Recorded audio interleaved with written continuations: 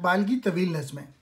इन नज़मों में शिकवा जवाब शिकवा, वालदा मरहूम की याद में, शमा और शायर, खिज़र रात, तुलुए इस्लाम, ज़ौक़ व शौक़, मस्जिद कुर्तुबा, साकी नामा और इबलीस की मजलिस शूरा खुसूसियत से काबिल ज़िक्र है। वक़ाल मौलवी अब्दुल हक, ये नज़में ज़ाहिरी और माइनवी दोनों हैसियतों से उनकी शायरी के बेहतरीन नमूना हैं। तुर्कों की सुल्तनत उस्मानिया की बुनियाद 13वीं सदी ईस्वी में रखी गई। उनका बानी उस्मान अव्वल तस्लीम किया जाता है। सल्तनत उस्मानिया एक मजबूत और उभरती हुई ताकत थी। मोहम्मद फ़ातेह ही के अहद में बोस्निया मफतूह होकर सल्तनत उस्मानिया का हिस्सा बन गया। मोहम्मद फ़ातेह 1481 के आगाज़ में किसी और बड़ी मुहिम के लिए फ़ौजें जमा कर रहा था, मगर यकायक इसी बरस 3 मई को उसका इंतकाल हो गया। मारूफ यूरोपी मौरिख लीनपूल लिखता है, इस तरह मोहम्मद फ़ातेह की मौत से यूरोप तबाही से बच गया। सुल्तान सलीम अव्वल के 8 साल मुख्तसर दौरे हुकूमत में उस्मानी फतूहात का दायरा और वसी हो गया और मिस्र, शाम, ईरान और हिजाज भी तुर्कों के ज़ेर नगी आ गए। सुलेमान आज़म या सुलेमान द मैग्निफिसेंट के दौर में मशरिक़ व मगरिब के बहुत से इलाके इराक़, यमन, अदन, ट्यूनिस, अल्जीरिया, हंगरी और यूगोस्लाविया वगैरह फतह हुए और तुर्कों की बहरी क़ुव्वत इंतहाई उरूज पर पहुँच गई। 1699 में मुआहिदा कार्लोट्स की रूह से हंगरी उनके हाथ से निकल गया। इसके बाद इनकी हुकूमत बतदरीज कमज़ोर और सल्तनत महदूद होती चली गई, हत्ता कि 19वीं सदी के वस्त तक तुर्की को the sick man of Europe का मर्द बीमार कहा जाने लगा। अंग्रेज़ों ने इस मुस्तकिल बादशाहत को बाज़ाब्ता तौर पर तस्लीम कर लिया। हुसैन के बेटे फैसल ने कर्नल लॉरेंस की मदद से शाम से भी तुर्कों को निकाल दिया। अगले साल शाम और फ़लस्तीन के अहम मुकामात पर अंग्रेज़ी कब्ज़ा मुकम्मल हो गया। सबसे बड़ा हादसा ये हुआ कि बैतुल मुक़द्दस मुसलमानों के हाथ से निकल गया। 1917 को जनरल बैतुल मुक़द्दस में दाखिल हुआ और उसने फ़खरिया ऐलान में कहा कि आज सलेबी जंगों का ख़ात्मा हुआ। सलाहुद्दीन अय्यूबी ने, जिन्होंने 1180 के बाद ये पहला मौका था कि बैतुल मुक़द्दस दोबारा ईसाइयों के कब्ज़े में चला गया। इस हादसे पर हिंदुस्तान के मुसलमानों में सफ़े मातम बिछ गया। जंग अजीम के ख़ात्मे पर अंग्रेज़ों ने अरबिया की बंदरबाट इस तरह से की। लबनान और शाम को फ़्रांस की तहवील में दे दिया गया। बरतानिया की ज़ेर निगरानी शाह हुसैन के एक बेटे फैसल को अगस्त 1921 में इराक़ का बादशाह मुकर्रर किया गया। दरियाए उर्दन के मशरक़ी किनारे पर एक छोटी सी रियासत शर्क़ उर्दन के नाम पर कायम करके हसन के दूसरे बेटे अमीर अब्दुल्ला को उसका बादशाह मुकर्रर किया गया। हिजाज़ में शाह हुसैन की बादशाह तस्लीम कर ली गई। फ़लस्तीन पे बराह रास्त बरतानवी तसल्लुत कायम हो गया। उधर हिंदुस्तान में 1857 की नाकाम जंग आज़ादी के असरात मुसलमानों के लिए ख़ासे नुकसानदेह बल्कि तबाहकुन साबित हुए। वो अंग्रेज़ के इंतकाम का खुसूसी निशाना बने। उन्हें हर मैदान में हिंदुओं के मुकाबले में नज़रअंदाज किया गया और वो एक अरसे तक एक मौसर अक़लियत भी न बन सके। दियोबंद, नदवा और अलीगढ़ की कोशिशों के नतीजे में 20वीं सदी के आगाज़ में मुस्लिम बेदारी के कुछ आसार नज़र आने लगे। 1906 में ढाका में मुस्लिम लीग कायम हुई, मगर ये एक बेजान सी तंजीम थी। अगरचे हिंदुस्तान कभी उस्मानिया खिलाफत के मातहत नहीं रहा, ताहम खिलाफत से मुसलमानों का एक जज्बाती ताल्लुक़ ज़रूर था। उधर तुर्कों ने खिलाफत का ख़ात्मा कर लिया 1924 में। यह सूरत हाल मुसलमानों के लिए शदीद ज़हनी सदमे का बाइस हुई। मुस्तफ़ा कमाल पाशा अतातुर्क ने तो इंतहा कर दी। मगरिब की तक़लीद में रहना सहना, खाना पीना, लिबास, नाच रंग, शराबखोरी और दूसरी खिलाफात को अपना शार बना लिया। यहाँ तक के मदारिस से मजहबी तालीम खारिज कर दी। बैरूत अरबों पर सकाफ़ती यलगार का मरकज़ करार पाया। वहाँ अमरीकी यूनिवर्सिटी कायम की गई थी और जैसा कि बाद की तारीख से साबित हुआ, अरबों के अंदर लादीनियत, सोशलिज़म की तहरीकों को बैरूत ही से फ़िक्री ग़िज़ा फ़राहम होती रहती थी।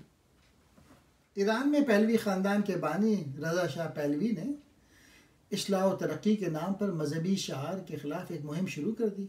रज़ा Shah Pahlavi Shah Iran Ataturk से भी 2 कदम आगे बढ़ गए। उन्होंने लिबास के बारे में इस किस्म की सख्तियाँ की जिस तरह अतातुर्क ने की थी, और पर्दे की मुखालफत ही नहीं बल्कि बेपर्दगी को जबरन राइज किया। सैयद हामिद बताते हैं कि जिस वक्त हम अलीगढ़ में दाखिल हुए, ये तसव्वुर जहनों पर छाया हुआ था कि अंग्रेज़ हमारे आका हैं और हम उनकी रियाया।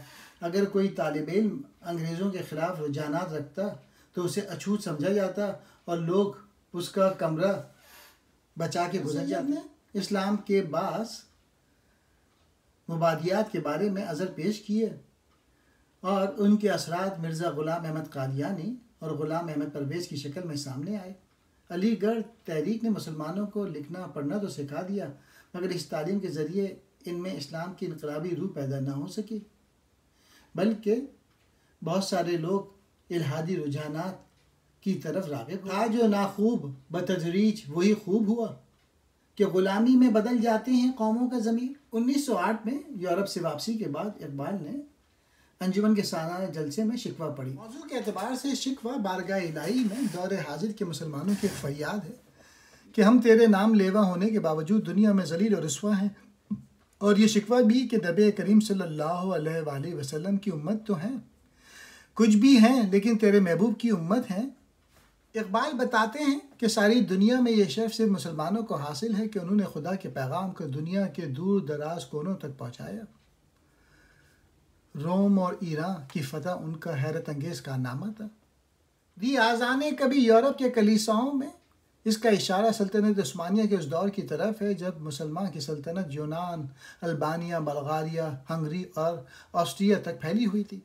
उम्मत मुस्लिमा के दरख्शंदा माजी की झलकियाँ दिखाते हुए सिलसिला ख्याल मुसलमानों की मौजूदा हालत की तरफ मुड़ जाता है। यहाँ इकबाल ने दूसरे कौमों से उनका मवाजना करके उनकी मौजूदा हालत ज़बू को नुमाया किया। कहते हैं कि दुनिया में मुसलमान हर जगह ही गैर मुस्लिमों के मुकाबले में हकीर, जलील और रुस्वा हैं।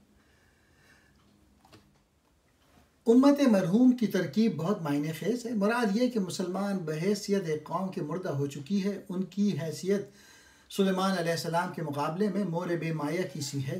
मायूसी का एक अंदाज़ ये है, इस गुलिस्तान में मगर देखने वाले ही नहीं, दाग जो सीने में रखते हों वो लाले ही नहीं। शायर खुदा से उसकी बेइतनाई और बेनियाजी का गिला शिकवा कर रहा है। उसके साथ वो कहता है, खंदा जन कुफर है, एहसास तुझे है कि नहीं, अपनी तौहीद का कुछ पास तुझे है कि नहीं। फिर न कहना हुई तौहीद से खाली दुनिया, हम तो जीते हैं कि दुनिया में तेरा नाम है, नाम रहे, क्या तेरे नाम पे मरने का अवस ख्वारी है। इस तान आमेज़ अंदाज से मुखातिब की अना और गैरत को झंझोड़ कर ये एहसास दिलाने की कोशिश की गई कि ये मेरा नहीं तुम्हारा मसला है। शिकवा एक एतबार से उम्मत मुस्लिमा का मरसिया है। जवाब शिकवा और शिकवा के दरमियान 1.5 साल का वक्फा है। ये अरसा दुनिया के मुसलमानों के लिए नए मसाइब और नई परेशानियां साथ लाया था। अल्लाह ताला फरमाते हैं, हम तो इनायत और मदारात करने पर तुले बैठे हैं, कोई साहिल है और ना उम्मीदवार लुत्फ़ व करम यानी तलब सादिक मौजूद नहीं, वरना इंसान की हर आरज़ू पूरी हो सकती है। अगर मुसलमान अपनी नीयत में इखलास और अमल में खरापन पैदा करें तो खाकस्तर से भी एक नया जहां पैदा हो सकता है। शिकवा मुसलमानों के इन्हितात का मरसिया था। जवाब शिकवा में उनकी पस्ती और हालात ज़बू को मज़ीद तफसील से बयान किया गया है। इससे दिलों में मायूसी कैफियत पैदा होना कुदरती है। इस कैफियत यास को ज़ाहिल करने के लिए इकबाल मुसलमानों को इत्मीनान दिलाते हैं कि हाथ पांव तोड़कर बैठे रहना मर्दानगी नहीं। बातिल से दबने वाले ए आसमां नहीं हम, 100 बार कर चुका है तो इम्तिहान। बाद मुसलमानों के दरख्शा मुस्तकबिल के बारे में बहुत पुरुम्मीद हैं। कहते हैं, रंग गुर्दों को ज़रा देख तो नाबी है, ये निकलते हुए सूरज की उफ़क़ ताबी है, वक्त फुर्सत है कहाँ, काम अभी बाकी है। वालदा मरहूम की याद में यह नज़म अल्लामा इकबाल ने अपनी वालदा माजिदा की वफ़ात पे उनकी याद में लिखी थी। इसे मरसिया भी कहा जाता है। उनकी वफ़ात पे अकबर इलाहाबादी ने एक कता लिखा जिसके चंद शेर ये हैं, मादरे मरहूम इकबाल जन्नत को गईं, चश्मे तर है आंसुओं से, कलब है अंधुओगी, अकबर इस गम में शरीक हज़रत इकबाल है, साल रहलत का यहाँ मंजूर उसे फ़िलहाल है, अल्लामा इकबाल लिखते हैं, इस हादसे ने मेरे दिल और दिमाग में एक शदीद तगय्युर पैदा कर दिया है। मेरे लिए दुनिया के मामलात में दिलचस्पी लेना और दुनिया में बढ़ने की ख्वाहिश करना सिर्फ मरहुमा के दम से वाबस्ता था। अब ये हालत है कि मौत का इंतज़ार है।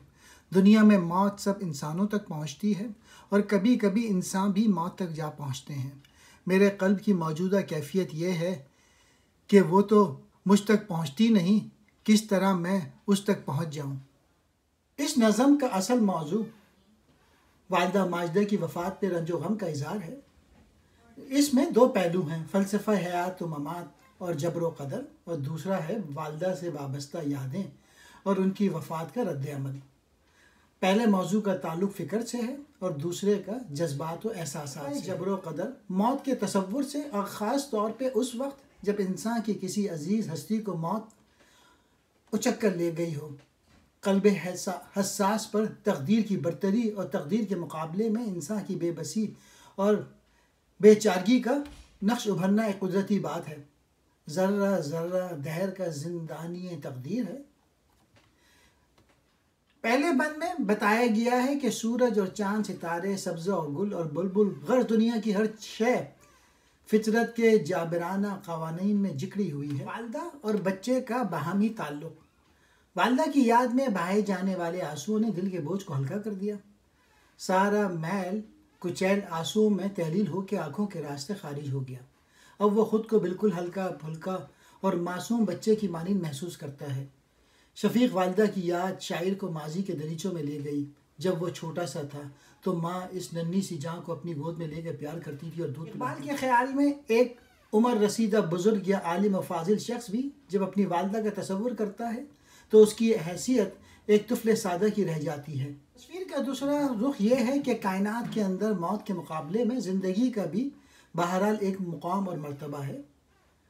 दुनिया की सारी रंगीनियाँ और रानाइयाँ ज़िंदगी और मौत की कशमकश से ही कायम हैं। इसके दरमियान इकबाल ने निज़ाम कायनात में इंसान के मुकाम और उसकी अज़मत के बारे में इज़हार ख्याल किया है।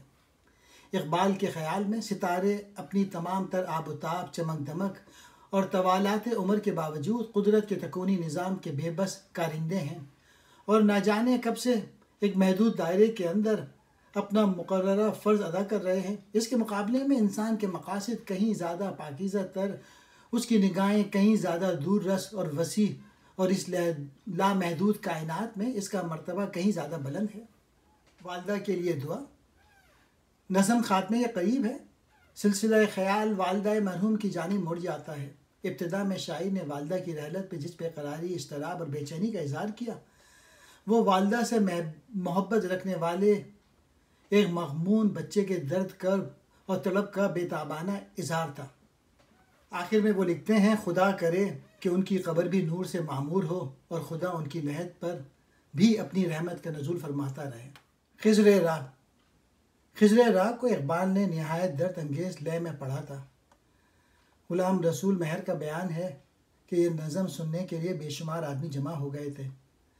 पूरा मजमा 20,000 से कम ना। खिज़्र राह इकबाल ने 1922 में लिखी थी। इस ज़माने में दुनिया इस्लाम की हालत बद से बदतर हो चुकी थी। जंग अजीम दुनिया भर के मुसलमानों के लिए तबाही और मुसीबत का पैगाम ला रही थी। सल्तनत उस्मानिया बिखर गई थी। अरब दुनिया मुख्तलिफ टुकड़ों में बढ़ चुकी थी। खिज़्र की शख्सियत के बारे में तारीख़ी और अदबी रवायात मारूफ तो हैं मगर मुस्तनद नहीं। कुरान पाक की सूरह कहफ में हज़रत मूसा अलैहिस्सलाम का एक वाक़या बयान हुआ है। इस वाक़े का ताल्लुक़ उस दौर से है जब मिस्र में बनी इसराइल पर फ़िरौन के मज़ालिम का सिलसिला जारी था। कुरान पाक के वाक़े के मुताबिक हज़रत खिज़र के बारे में ये वजाहत नहीं मिलती कि वो इंसान थे या कोई गैर इंसानी मखलूक। अलबत्ता ये ज़रूर पता चलता है कि अल्लाह ताला ने उन्हें अक़्ल व दानिश की गैर मामूली सलाहियत अनायत की थी। इसलिए हज़रत मूसा भी दानिश की तालीम हासिल करने के लिए उनके पास पहुँचे।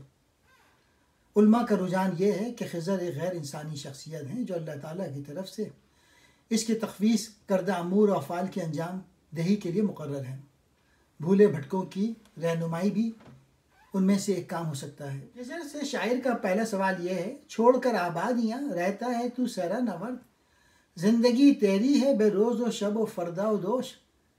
यानी खिज़र को सहरा नवर्दी इस कदर क्यों अजीज़ है? दरअसल इकबाल तबन सहराइयत और बदूयत पसंद है और अपनी इस पसंदगी के इजहार और बयां के लिए एक फ़लसफ़े की सूरत में वजह जवाज़ पैदा की है। इकबाल की शायरी में तामीर और तरक्की और तस्खीर कायनात के लिए मेहनत पहम, जहद मुसलसल, कशमकश व मारका आराई, सही व अमल और सख्त जानी और सख्त कोशी की खसूसियत बहुत ज़रूरी है। शायर का दूसरा सवाल ज़िंदगी की हकीकत के बारे में है। इंसानी ज़िंदगी की हकीकत उस वक्त तक मालूम नहीं हो सकती जब तक इस कायनात और दुनिया की तख्लीक की असल गर्ज़ व गायत का पता न चले। मुख्तसरन इस कुरानी फ़िक्र को हम 3 पहलुओं में तकसीम कर सकते हैं: इंसानी शर्फ़ व फ़जीलत और अज़मत आदम, इंसानी ज़िंदगी में अमल व हरकत की अहमियत और उसकी क़ुव्वत, तामीर व तस्ख़ीर यानी खुदी, ज़िंदगी की नापायदारी और इम्तिहान गाह, तसव्वुर आखिरत।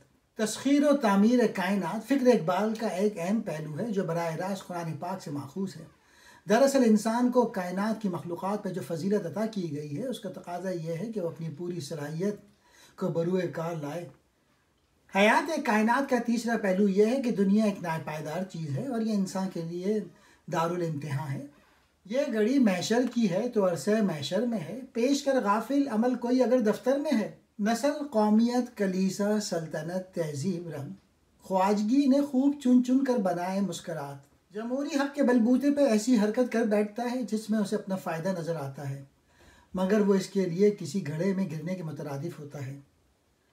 मसलन यह जमहूरियत ही का करिश्मा है कि बरतानिया में हम जिनसियत को जायज़ ठहराया गया है। इनकी हुकूमत ने 1933 में शराब की खरीद व फ़रोख्त और इस्तेमाल पर पाबंदी लगा दी थी, मगर यह अमेरिका के जमहूर ने शराब की बंदिश के कानून को मनसूख कर दिया। वजह क्या है? माशरे में फहमीदा, जहाँ दीदा और मुल्की मसाइल पर गहरी नज़र रखने वाले लोग इन लोगों के मुकाबले में अक़लियत में होते हैं, जिनकी अपनी कोई राय नहीं होती और जिन्हें किसी भी फौरी जज्बे, इश्तिहाल, लालच, खौफ, ज़ाहिरी नफ़े या प्रोपेगेंडे के ज़ोर से किसी नाजायज़ बात के हक़ में हमवार करना आसान होता है। मयार को नज़रअंदाज करके महज गिनती की बुनियाद पर किए जाने वाले फ़ैसले बसा औक़ात कौमों को गुमराह करते हैं। जमहूरियत के उसूल वन वोट की रो से तो कायदे आज़म या अल्लामा इक़बाल जैसे साहिब फ़हम और बसीरत शख्स और एक अनपढ़ देहाती बराबर की हैसियत रखते हैं और उनकी राय का वज़न बराबर है, मगर दोनों की तालीम, फ़हम व अक़ल, बसीरत व दानाई और शऊर व दानिश में ज़मीन और आसमान का फ़र्क है। खिज़र से शायर का सवाल है, बेचता है हाशमी नामू से दीन मुस्तफ़ा, खाक व खून में मिल रहा है तुर्कमान सख्त कोश। जवाब में खिज़र कहते हैं, क्या सुनाता है मुझे तर्क व अरब की दास्तां, मुझसे कुछ पिना नहीं इस्लामियों का सोज़ व सास।